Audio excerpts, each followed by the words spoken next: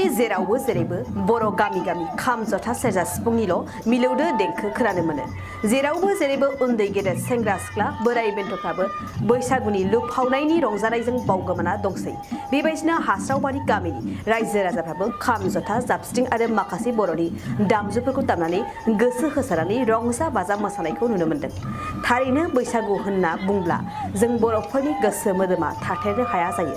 आरोबाव खाम जथानि देंखो खोनायोब्ला बाज्ल'खाङो गोसो गोरबोआ। बेबायदिनो बिटिआरनि हाग्रा बिफाननि मावफुं सोद्रोमा रनजित बसुमतारियाबो हास्रावबारि गामिनि रायजो राजाफोरजों बाहागो लाफानानै ज' बेरायफानायजों लोगोसे गामिनि रायजो राजाफोरजों रंजाफानाय मोसानायखौबो नुनो मोन्दों।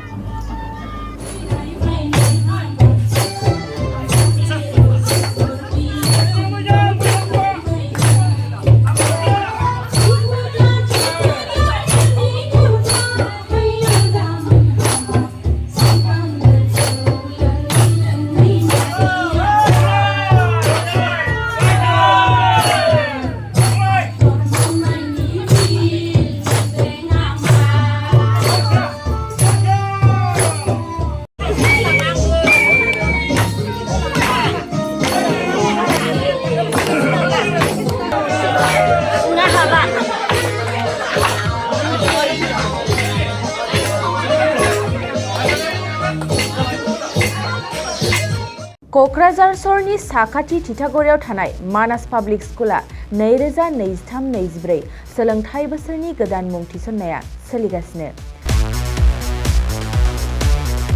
तितागुरियाव थानाय इंराजि बिजोंनि मानास पाब्लिक स्कुलाव दासान्दि नार्सारिनिफ्राय 7 थाखोसिम गोदानै मुं थिसननाया सोलिगासिनो। बे फरायसालियाव गुन गोनां सोलोंथाइ होनायजों लोगोसे फरायसाफोरनि थाखाय दं मोजां खाबुफोर। थाखो फोरोंथायनि अनगायैबो yoga classes, basic computer education, English speaking skills, maths and science प्रजेक्टिं, हाइलि एक्सपिरियेन्स फेकाल्टी आरो स्मार्ट क्लासेसनि खाबुफोर दं। बेजों लोगोसेनो बे फरायसालियाव हौवासा आरो हिन्जावसानि थाखाय आलादा हस्टेलबो दं। गोसो गोनां बिजाथिफ्रा तितागुरिनि मानास पाब्लिक स्कुलाव मुं थिसन्नोब्ला नैबे मबाइल नाम्बार 6000853288 एबा 8638167582 आव कल खालामनानै सुलाद लानो हागोन।